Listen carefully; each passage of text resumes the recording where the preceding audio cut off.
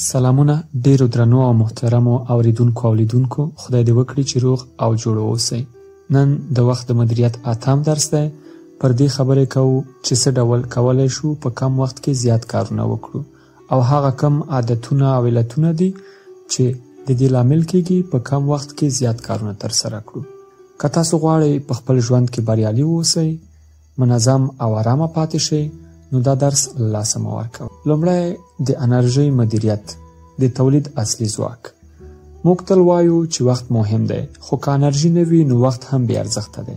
د انرژي مدیریت دا معنی لري چې پوه شئ ته کله ډیر فعال یې، کله د ذهن تازه دی، کله د بدن چمتو دی.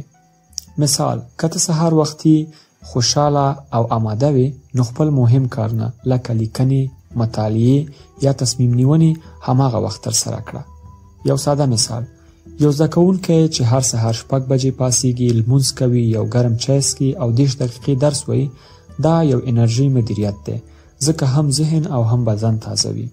دوم، د سهار او ماښام روټینونه یا د ورځې بنسټ. سهار کارونه. یو لنډ فزیکي تمرین تقریبا 15 تر 10 دقیقو. د ورځې لپاره 3 مهم هدفونه ولیکئ. یو مثبت فکر یا دعا وکړئ. لږ لوستل یا د ځان سره خبرې تمرین کړئ. ولې دا مهم دی؟ ځکه چې دا روټین ذهن تنظیموي، بدن ته فعالیت ورکوي او ورځ په هدفمند ډول پیلوي. د ماښام کارونه یا روټینونه. د ورځې ارزونه وکړئ. ما نن څه وکړل، څه مې زده کړه، کوم کارونه مې ښه وه، کوم مې بد ول. همدارنګه د سبا لپاره یو لنډ پلان جوړ کړئ. د موبایل څخه ځان لږ لرې کړئ. ژورنال ولیکئ، خپل احساسات او بریاوې ولیکئ. دا عادتونه ستا ذهن ته سکون ورکوي، خوب ښه کوي او ذهن پاکوي. هغه غوره وسایل چې ستاسو د کارونو په چټکتیا کې مهم رول لري. نوشن اپ دا یو ډیر منظم او هوښیار اپلیکیشن دی. یادښتونه، اهداف، پلانونه او جدول پکې ترتیبولی شئ.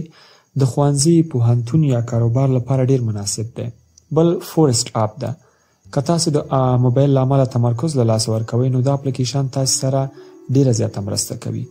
همدارنګه ګوګل کلینډر د وخت بلاکونو جوړولو لپاره چې مخکې مو پرې بحث کړی او د هدفونو تنظیم لپاره ډیر موثر دی.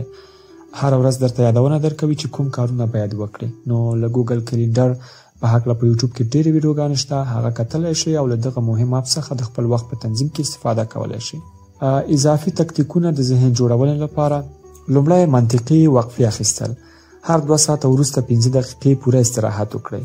مثبت خبرې. خپل ځان ته مثبت خبرې وکړئ چې زه دا کار کولی شم. دا ډول جملې تکرار کړئ نو ستاسې ذهن ډیر ښه کوي. سالم خواړه. سالم خواړه ذهن تازه ساتي، لکه مغذي مواد، همدارنګه میوه او اوبه. منظم خوب. منظم خوب ډیر زیات مهم دی. تقریبا په هر شپه له 2 څخه تر 8 ساعتونو پورې خوب ستاسې د بدن په انرژۍ کې چې عموما زیات د کارونو لپاره استفاده کېږي ډیره زیاته مهمه ده. ستاسو تمرین. نن ورځ یو ساده سهار یا ماښام روټین ولیکئ او دا د یوې اونۍ لپاره تطبیق کړئ. مثلا هر سهار پاسېږئ، لمونځ کوئ، یو هدف لیکئ او یو صفحه کتاب لولئ. په آخره کې یو پوښتنه له ځانه وکړه، زه نن څومره مؤثر وم، زه سبا څه ډول کولی شم لا ښه شم. نو په پایله کې ویلی شو ژوند بدلول له عادتونو پیلېږي. یو لوی حقیقت دا دی، که ته کوچني مثبت عادتونه خپل کړې نو لوی بدلونونه به راشي. یو سهار مثبت روټین، یو ماښام آرامه روټین، یو اپلیکیشن، یو پلان، یو ژورنال، همدومره ساده. راځئ نن ورځ اراده وکړو چې خپل ورځني عادتونه منظم کړو، ځکه د پرمختګ راز همدا دی. دا د وخت د مدیریت 8م درس و چې تاسو ته وړاندې شو. له توجه څخه مو ډیره زیاته مننه. خپل نیک نظرونه مو له موږ سره شریک کړئ. موږ همیشه ستاسو د نیکو نظرونو پر تمه یو. سرلوړي او بریالي اوسئ.